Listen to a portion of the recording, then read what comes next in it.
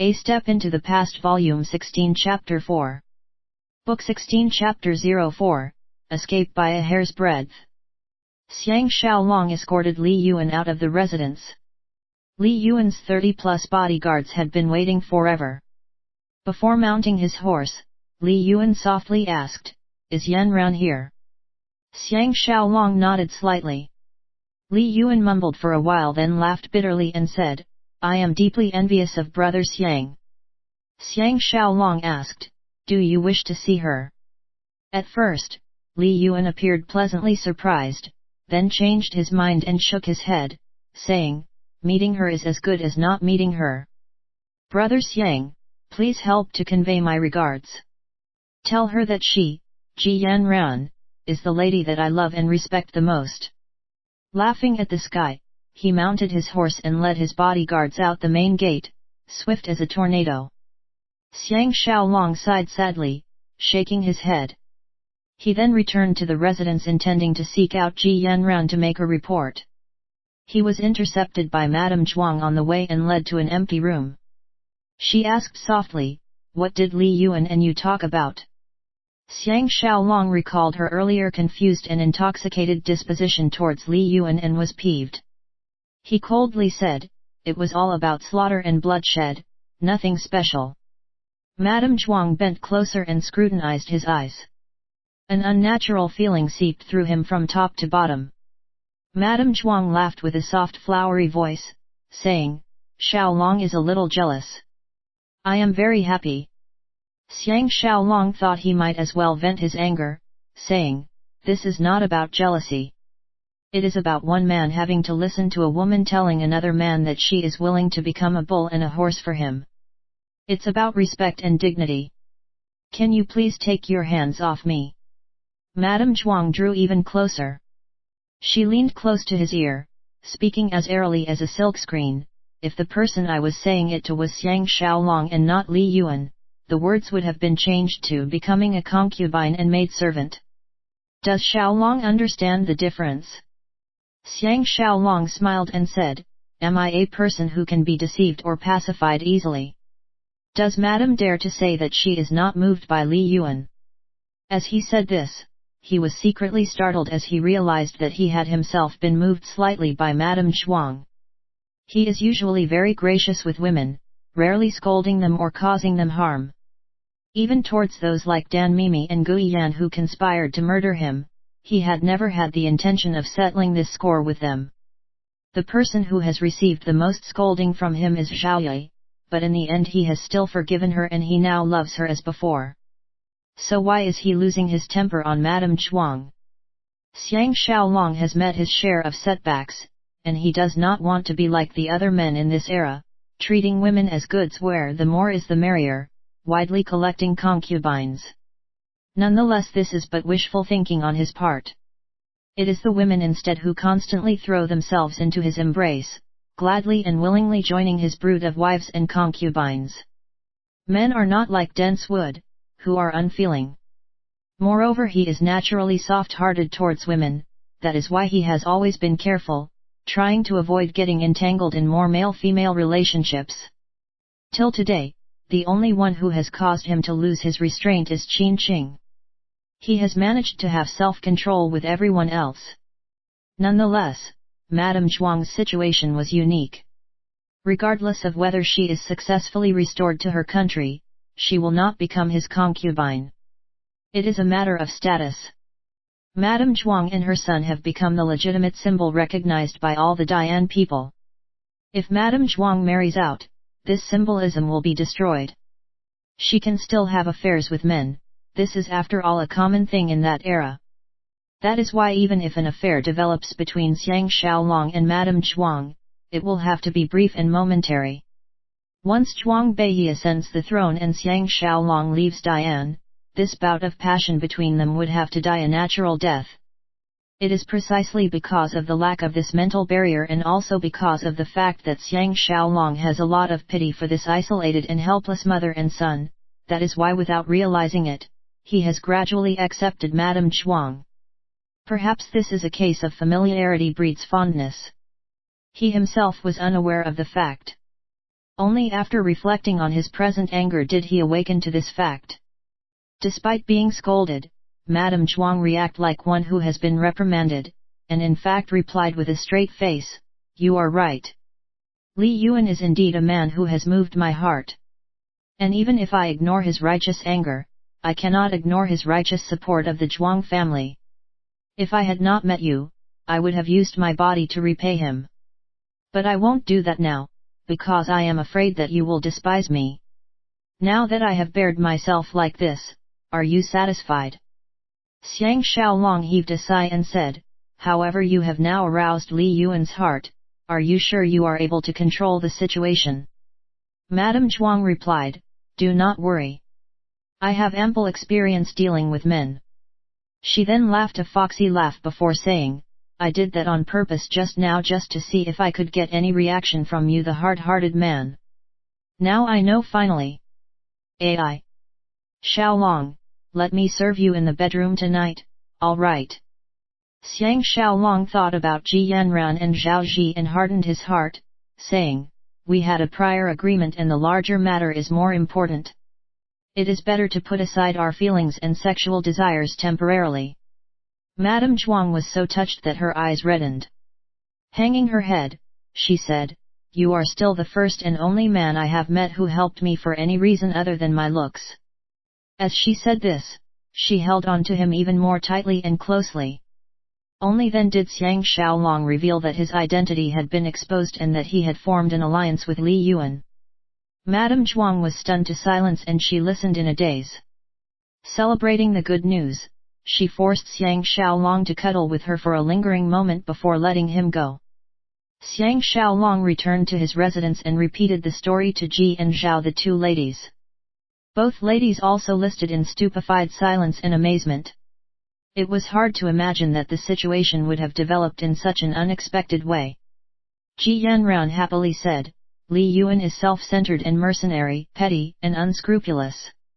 Nonetheless, he is also a knowledgeable minister. Under the present circumstances, forming an alliance with you is the smartest thing to do. Moreover, with you as a friend, perhaps he can deceive Qin into choosing some other country as its first target of conquest." Xiang Xiaolong laughed bitterly and said, "It is very difficult for me to say anything in this matter. If you do not attack others, others will attack you. It's not just friends who can become enemies, even fathers and sons and elder and younger brothers can fall out and become enemies. The talented Lady Ji is proficient in history and should appreciate this point." Zhao Ji nodded and said, "Hubby is right, let alone the fact that Xiaolong now has friends everywhere. Even if he wanted to help, he wouldn't know which country to help first." Xiang Xiaolong confessed, "I am a person who just loves peace and hates war. In the future, when the Crown Prince of Qin has ascended the throne, let us go far away, look for some plains or valleys with beautiful mountains and rivers and live till we are old. Don't you think that would be so enjoyable?" The ladies were so moved that they threw themselves into his bosom. At this moment, Jing Shan came in and reported that the inner-city official Chu Shiming was seeking an audience. Xiang Xiaolong was greatly astounded.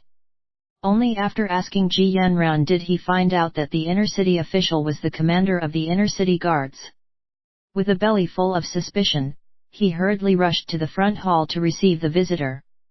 Chu Shiming was about 30 years old. He had a serious attitude but had a friendly face. He was tall and had handsome features, giving others a very good impression. However, this was but a facade. This was because Xiang Xiaolong detected within his eyes an essence that was completely different from his external appearance, suggesting that Chu Shiming was the kind of person who would conceal a knife behind his smile. They exchanged pleasantries. Chu Shiming then said, "The Empress Dowager has ordered me to come to invite General Wan to the palace. Is General Wan able to leave immediately?" Xiang Xiaolong calculated that it was now the full light of day, and that the route to the palace was through the main street. He should not be afraid of any tricks. Moreover, even if something untoward did arise, he would be able to escape amidst the tide of people on the main street. He nodded in agreement and, mounting a horse, followed the official towards the palace. Along the way, Chu Shiming pointed out the scenery and buildings and talked jovially, actually providing Xiang Xiaolong with a lot of intelligence. At least he now knew that the cluster of imposing buildings beside the palace was actually Lord Chunshan's official residence. Li Yuan's left minister's official residence was diagonally opposite that of Lord Chunshan's. Since Li Yuan had residences inside and outside the palace, it did seem that his relationship with Li Yunyan was closer than that of her with the other members of the Li clan and Lord Chunshan. It is no wonder that despite having roused the jealousy of Lord Chunshan, Lord Chunshan had yet to able to deal with him. However, with Li Ling entering Shaochun, and with Tiandan and Lord Chunshan's open collusion, this equilibrium is sure to be upset. After entering the palace, everyone dismounted. Chu Shiming said in a low voice, "The Empress Dowager wishes to meet you in her eastern palace's heart-nourishing garden. This is where she usually entertains herself with the zither. If she is in a good mood, she may even play a song for Mr." Xiang Xiaolong secretly wondered, could Li Yunyan really have fallen for himself? Thinking about it some more, he felt that it was an impossibility. How could a woman who hated men suddenly transform within 2 days? Dwelling on the thought was futile, so all he could do was follow Chu Shiming. 8 of the guards were ahead opening the way. The other 16 guards followed behind. This level of protection did appear a little over the top, but it could also have signified Li Yunyan's desire to ensure his safety. These 24 guards were clearly special crack troops. They were all valiant with thick necks and broad shoulders, and all were powerful and skilled fellows. If the entire Chu army was of this caliber, even the Qin people would not be able to defeat them. At this moment, Xiang Xiaolong and Chu Shiming were being crowded by the guards from the front and back while crossing a small lane paved with crushed rocks. All around were luxuriant and tightly packed flowers and plants. With little pagodas and bridges, running water, and fish ponds, the garden was teeming with life. On the left beyond the grass and trees was a row of residences, but it seemed as if they were unoccupied. In the 4 directions, the place was quiet and empty of people. Chu Shiming pointed to the residences and said, "General Wan, please take a look." Xiang Xiaolong looked where he was pointing, and asked curiously, "Look at what?" Right at this moment, he suddenly felt a sharp and hard object press heavily against his right waist, emitting a ding sound. Xiang Xiaolong instantly realized what was happening. Chu Shiming had surreptitiously stabbed at him with his dagger but had hit the concealed sack with his flying needles. Without thinking, he lashed out an elbow at Chu Shiming's side. Chu Shiming dropped the dagger as his hand was jolted. As the sound of broken bones was heard from his side, he fell to the ground in distress, but he did not forget to shout, "Attack!" The first person to move was Xiang Xiaolong. Blood Wave, which had been put in a new scabbard to fool people, flew out. The closest 2 people in front were slashed in the neck and fell to the ground with blood splashing.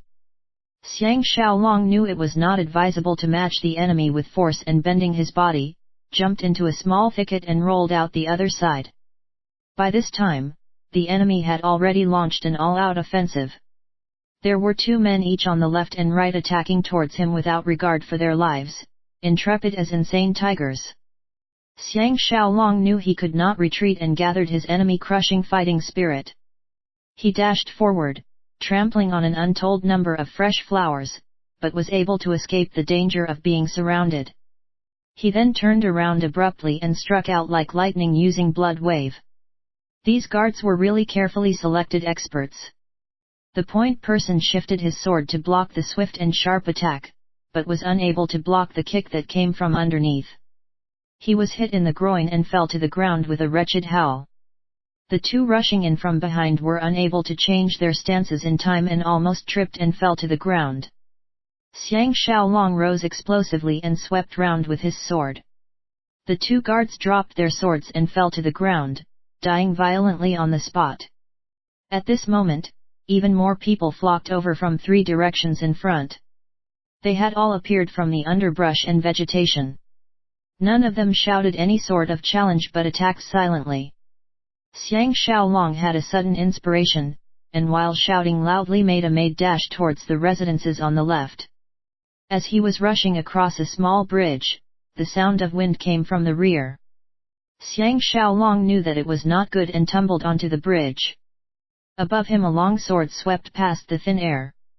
Xiang Xiaolong jumped up on the bridge and used a stance of attacking to defend, creating waves of sword pressure, causing the two guards dashing up to defend themselves frantically. With a chiang sound, the person on the left was left with half a sword. It's a pity that Xiang Xiaolong had also lost the opportunity to kill him. While forcing the other person to retreat, he saw 7 to 8 enemies crossing the stream under the bridge, seemingly with the intention of intercepting him on the other end of the bridge. Xiang Xiaolong let go of the enemy in front of him and jumped on the bridge railing, and with a mid-air somersault, jumped onto a patch of grass on one side. 2 of the enemies immediately threw themselves towards him. Xiang Xiaolong secretly lamented. All these people were fierce and skilled in martial arts, and with their sheer numbers, they were fully capable of killing him many times over. If he was surrounded and had to fight a head-on battle, he was sure to suffer an unlucky fate. He ferociously clenched his teeth and rolled on the ground again.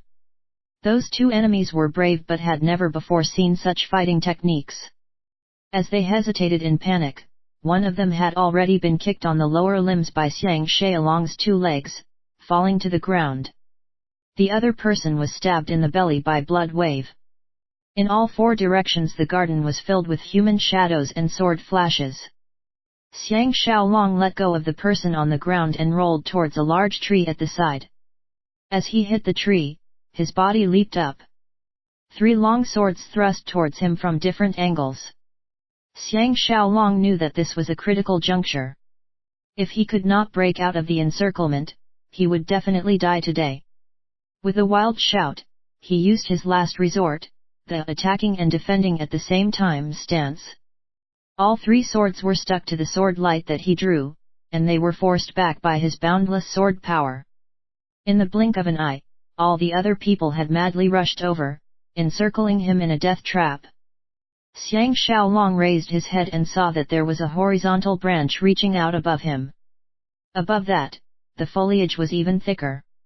He celebrated in his heart and, while the enemy was still rushing in, sheathed his sword, leaped up off the ground and with both hands grabbed the thick branch which was as thick as a person's arm.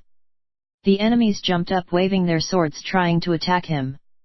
Xiang Xiaolong's 2 legs flew out to the left and right, sweeping at the blades of 2 swords. The 2 swords were swept aside. Both legs then continued to kick out rapidly. 2 of the enemies were kicked in the face. Blood spurted out and the 2 men staggered and stumbled to the ground. As he used the strength of his waist to climb higher up the branch, the ground below was already filled with enemies. 3 swords flew towards him, having been thrown by some enemies. Xiang Xiaolong pasted himself against the tree trunk, avoiding the swords. They then climbed upwards rapidly. The enemies had miscalculated, and they stood below looking at him, at a loss for what to do. At this point they could only regret not having brought crossbows. After he had reached the top of the tree, he was already about 80 to 90 feet off the ground. Xiang Xiaolong was beside himself with joy. He opened his throat and hollered madly to the sentries on the sentry post, "Rebellion! Rebellion!" 4 of the enemies had begun to climb upwards. Xiang Xiaolong was not anxious but was instead rejoicing. He drew blood wave and attacked downwards. Using the advantage of higher ground, he chopped and sliced, sending the 4 attackers tumbling down the tree. From observation, it would be hard for them to live. At this point, Chu Shiming laboriously arrived at the bottom of the tree, clutching the broken bones at his side. He was nonetheless also unable to devise a plan, and with no other choice, he shouted, "Cut down the tree!" Xiang Xiaolong laughed aloud and said, "Thanks for the hard work." Given that the tree was thicker than a man's arms could envelop, they would need at least an hour to cut it down just using their swords. At this moment, an uncountable number of guards spilled over from all directions. Chu Shiming's complexion changed completely, shouting, "Go!" However, he was a moment too late. The guards had surrounded both the attackers and the tree. Upon seeing that it's their superior Chu Shiming, they all stopped in a daze. The Empress Dowager arrives. All the guards knelt on the ground. The Xiang Shaolong who was at the treetop found it inconvenient to kneel in greeting while on the tree, so naturally he did not. He has finally escaped this dangerous assassination attempt. All because he was lucky.